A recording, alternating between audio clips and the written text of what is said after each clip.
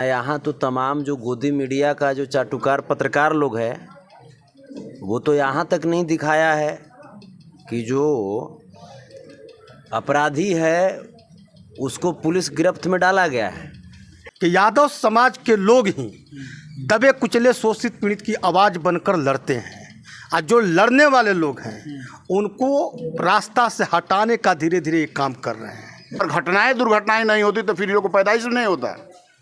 तो घटना दुर्घटना के लिए तो आदमी कह देता है कि फलाना आदमी का विवाद है, जमीन विवाद है, फलाना है बना। बिना विवाद के किसने पैदा हुआ है इस बिहार में, इस देश में? विजेंद्र यादव जी की मौत समाज के लिए एक शहादत है। समाज की बात करूं तो सिर्फ यादव समाज नहीं, समाज अनेक जातियों और धर्मों के लोगों से मिल करके बनते हैं। विजेंद्र जी जब चलते थे ना तो सासाराम जिला हिलता था एक तरह से। अपराधी 7 समंदर पार भी जाएंगे, बक्से नहीं जाएंगे। नमस्कार, प्रणाम। आप देख रहे हैं तबाही न्यूज़ भोजपुरी। मैं हूं छोटू तबाही और अभी मेरे साथ मौजूद हैं यदुवंशी सेना के राष्ट्रीय अध्यक्ष संतोष रेणु यादव जी और अभी पूर्व विधायक भभुआ के रामचंद्र यादव जी यहाँ पे मौजूद हैं। मैं अभी करहगर में मौजूद हूँ जो कि कुछ दिन पूर्व अपराधियों के द्वारा विजेंद्र यादव जी की हत्या कर दी गई थी, जो कि पूर्व प्रमुख थे, वर्तमान पैक्स अध्यक्ष थे। तो विधायक जी, आप इस चीज़ को बताएं कि अभी जिस तरह से हत्या की है, विजेंद्र यादव जी की हत्या हुई है, उसके बारे में आप क्या कहना चाहते हैं? इनकी संघर्ष को से लोगों की काफ़ी ठेस थी और मैं समझता हूं कि विजेंद्र यादव अब कोई दोबारा हो नहीं सकता है। मगर यह है ज़रूर कि विजेंद्र यादव जी के बताए हुए जो मार्गदर्शन है, जो पच्चीन है, जो संघर्ष है और जो सामंतवादी मनुवादी व्यवस्था के विरोध में जिस तरह की इन्होंने रेखा खींची है, उस रेखा की में कमी यह समाज नहीं आने देगी। और आज के तारीख में मैं समझता हूँ तथाकथित कुछ लोग हैं इस सरकार के अंदर जो सरकार के इशारों पर शासन और प्रशासन एसआईटी का टीम का मांग किया गया चंद्रमा यादव के बारे में। सारा साक्ष्य है, आज तक उनके अपराधियों का उल्लेख नहीं आया, सामने नहीं आया और उसी तरह से उनकी बरही तेरही नहीं बीतती है और विजेंद्र यादव को ये कर दिया जाता है। मैं समझता हूँ कि बिहार के अंदर बहुत भारी इस संकट और शाहाबाद के लिए हम लोग के लिए अपूरणीय क्षति है। मैं समझता हूं कि विजेंद्र यादव अब कोई दोबारा बन नहीं सकता, मगर इनकी लड़ाई को आगे हम लोग बढ़ाएंगे और इनके अपराधी प्रशासन क्या करेगा, शासन क्या करेगा, अपने जगह की बात है। मगर हम लोगों की बात चल रही है, समाज एकजुट हो रहा है। अपराधी 7 समंदर पार भी जाएंगे, बक्से नहीं जाएंगे। ये वादा है।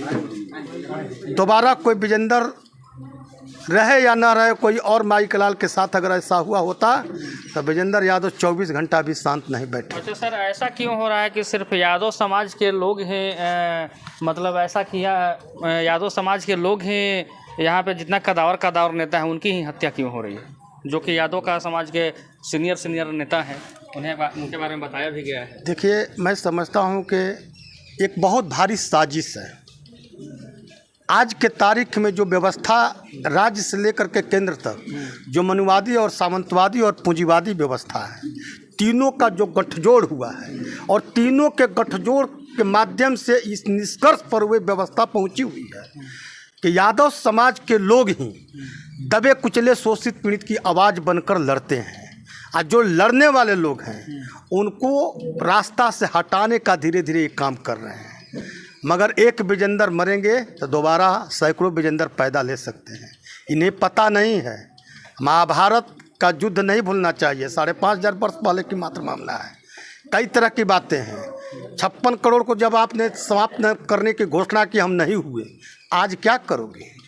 यह है कि हम दबे कुचले की अन्याय के विरोध में विजेंद्र यादव जी सदा अन्याय के विरोध में रेखा खींची। सर, विजेंद्र यादव जी के लिए आप आगे आपका कदम क्या होगा?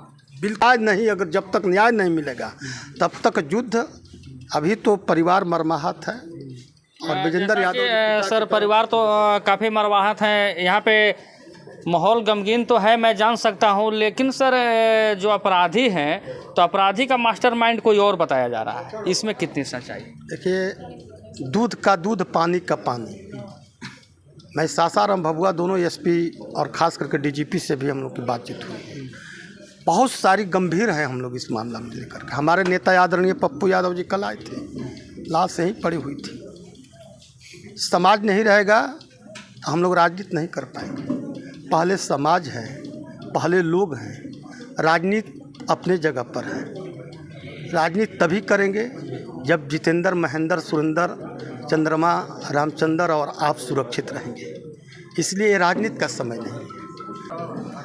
विजेंद्र यादव जी समाज के लिए अपनी शहादत दिए हैं और हम लोग निष्कर्ष पे पहुँचेंगे।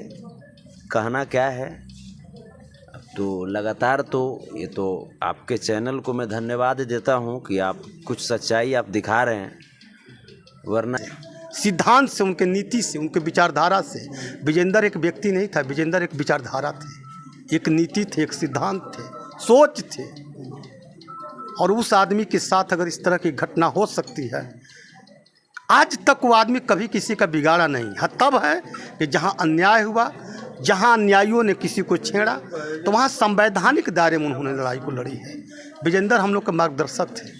कहीं ना कहीं बढ़ती लोकप्रियता की वजह से विजेंद्र यादव जी की जो पूरी तरह से विजेंद्र जी को जो उनकी क्षमता थी, जो ऊर्जा थी, जो ताकत थी, जो सोच थी, उस सोच वाले व्यक्ति को बहुत पहले विधानसभा, लोकसभा पहुंच जाना चाहिए था। मगर दुर्भाग्य है, समाज के अंदर कई तरह की बातें हैं, जाति पार्टी के जो धाराएं चल रही हैं उसमें काटा गया। मगर अपने संघर्षों का प्रयास करूंगा थोड़ा संतोष रेणु यादव जी से भी, जो कि नेताजी ने जिस बात को बोले विजेंद्र यादव जी के लिए, सर आप भी कुछ उनके बारे में बताएं, क्योंकि बढ़ती लोकप्रियता की वजह से उनकी हत्या की। विजेंद्र यादव जी की मौत समाज के लिए एक शहादत है। समाज की बात करूं तो सिर्फ यादव समाज नहीं, समाज अनेक जातियों और धर्मों के लोगों से मिल कर के बनते हैं। यहाँ तो तमाम जो गोदी मीडिया का जो चाटुकार पत्रकार लोग हैं, वो तो यहाँ तक नहीं दिखाया है कि जो अपराधी है उसको पुलिस गिरफ्त में डाला गया है, लेकिन यहाँ के पेपर में भी नहीं आया है। तो ऐसे चाटुकार मीडिया से तो समाज थोड़े चलेगा। और वो पेपर में नहीं डाला है और थाना प्रभारी महोदय दबवा दिए हैं, तो ये दब जाएगा मैटर। अब हैं, उस अपराधी का मोबाइल भी जब्त हुआ है, बहुत सारे उससे सोर्स मिल सकते हैं। और यहाँ पे मैं तो डायरेक्ट में बोलता हूँ, यहाँ पे थाना प्रभारी महोदय की संलिप्तता है, क्योंकि वो बता रहे हैं कि जो अपराधी पकड़ाया है उसे मानसिक रूप से विक्षिप्त बताने की कोशिश कर रहे हैं, लेकिन वो मानसिक रूप से विक्षिप्त है नहीं। वो हमारे समझ से वो आदतन अपराधी है, जिसका यूज मास्टरमाइंड ने किया है। और इस घटने की जो तार है वो चंद्रमा यादव की घटने से जुड़ती है और समाज को चैलेंज दिया है। एक छोटा सा आहिर जो होते हैं समाज की रक्षा करते हैं, इसीलिए विधायक जी ने सही कहा कि इसीलिए आहिरों को दबाने की कोशिश किया जा रहा है, क्योंकि जो अभी जो नई नवेली जो सरकार जो बनी है, तो नई नवेली सरकार बिल्कुल नीति और सिद्धांत के साथ सूबे को चलाना चाह रही है। ये लोग जो समाज के लोकप्रिय लोग हैं, जो समाज के हर वर्गों को साथ लेकर के चलने वाले लोग हैं, उन लोगों की हत्या करके ये लोग साबित करना चाह रहे हैं, बताना चाह रहे हैं कि बिहार में गुंडागर्दी का सरकार आ गया है। लेकिन गुंडागर्दी का सरकार नहीं आया है। बिहार में जो सरकार आई है वो कैसी है उसका एहसास होगा। और अहिर समाज, बैकवर्ड समाज, SC ST या अल्पसंख्यक समाज, जिसे आप लोग मनुवादी या जो सामंतवादी हैं या फिरका परस्ती जो हैं, वो परेशान करने की कोशिश जो कर रहे हैं, मनोबल तोड़ने की कोशिश जो कर रहे हैं, उन्हें भी एहसास हो जाएगा कि उनकी ये जो कोशिश है ना वो उनको किस रिजल्ट तक पहुंचाता है। तो ये थे संतोष रेणु यादव जी, जो कि काफ़ी विजेंद्र यादव जी के बारे में इन्होंने बताया। और देखिए यहाँ पे मौजूद है हमारे साथ लाल साहब, जो कि विजेंद्र यादव जी के कहीं ना कहीं साथी होंगे। एक साजिश के तहत शूटर को बुला करके, और लोगों ने कहा कि ज़मीनी भूमि विवाद है। ज़मीनी भूमि विवाद तेजस्वी के भी घर में है, लालू यादव के भी घर में है, रामचंद्र के भी घर में है, पप्पू यादव के भी घर में है। अगर घटनाएं दुर्घटनाएं नहीं होती तो फिर ये लोग को पैदाइश नहीं होता। तो घटना दुर्घटना के लिए तो आदमी कह देता है कि फलाना आदमी का विवाद है, ज़मीन विवाद है, फलाना है बना। बिना विवाद के किसने पैदा हुआ है इस बिहार में, इस देश में? गोधरा का कांड नहीं होता, नरेंद्र मोदी इस देश में पैदा नहीं होता। तो हालात परिस्थिति आदमी को पैदा कर दे दिया है। और बहुत सी चीज़ है कि हम लोग मीडिया में बोल नहीं पाएंगे, और जो भावना हम लोग को दिल दिमाग में है वो दिमाग में बस गया है। हम लोग का इंतज़ार है कि किसी तरह से ये काम क्रिया जो हम लोग लगे हुए हैं, जो 13वीं है, हम लोग का किसी तरह से पूरा हो जाए। हम लोग इस फेरा में हैं, अब राजनीति नेतागिरी के फेरा में हम लोग नहीं हैं। किसी तरह से परिवार सेटल हो जाए, परिवार सेटल हो जाएगा। और इसकी न्यायिक जांच करते हैं हम लोग, जो जांच मिल जाएगा उसको स्वतः आप, अगर सरकार चाहती है कि सर नहीं न्याय इनको मिल जाए, इनके परिवार को न्याय के लिए भूखा हुआ है लोग, हम नहीं देखे, हम किसको कहेंगे कि फलाना आदमी कर दिया, चिल्ला आदमी कर दिया, लेकिन नहीं देखे हैं। इसके बाद में प्रशासन का कर्तव्य बनता है कि अपने SIT से जांच कराना, FIR करने की ज़रूरत है। चंद्रमा वाला घटना में बोल दिया कि FIR लोग नहीं किया है। बताइए कि SIT से जांच होती है तो कभी भी किसी को FIR करने की ज़रूरत पड़ती है? कि प्रशासन का तंत्र है, उसके जिम्मा है कि वो SIT से जांच करेगी। ये बड़ी बड़ी घटना घट गई है, 2 घटनाएं घटी है, मेरे नेता मेरे गोद से छीन लोग लिया है। वैसी स्थिति में मुझे क्या करना है, मेरा दिल जानता है। अब वो मीडिया में हम नहीं बता सकते हैं, लेकिन हालात परिस्थिति हम प्रशासन से, शासन से और इस सरकार से हम लोग मांग करते हैं कि SIT से आप जांच करा दीजिए, ताकि दूध का दूध और पानी का पानी हो जाए। ताकि हमको भी जो संशय बना हुआ है, हमको भी लग रहा है कि इसने फलाना आदमी कर दिया है, वह संशय हमसे दूर हो जाए, गलत लोग इसमें फंस करके बर्बाद नहीं हो जाए। इसी को लेकर के हम लोग जांच पड़ताल में हम लोग जान तो जाए कि हमारा दुश्मन कौन है। ये तो बहाना है कि इसे फलाना जमीन का विवाद था, उसमें ये लोग ऐसे किया, ऐसे कर दिया। नहीं, वो एक बहाना था। तो देखिए थाना प्रभारी महोदय, जो कि लाल साहब ने बोले इस परिवार के लिए कि अगर न्यायिक जांच अच्छा से करे, कोई निर्दोष ना फंस जाए, और जो भी दूध का दूध है, पानी का पानी करें। और नहीं तो काफ़ी यहाँ पे जिस तरह से उनका समर्थन में जुटे हैं लोग और काफ़ी समर्थक हैं, तो आगे चल के कुछ भी हो सकता है।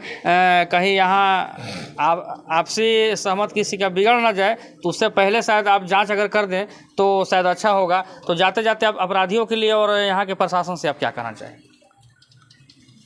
प्रशासन से बस इतना ही मांग है कि आप, हम लोगों ने FIR तो किए नहीं, दोनों घटना में दूध का दूध, पानी का पानी तभी होगा। त्वरित कार्रवाई, कुछ नहीं करना है।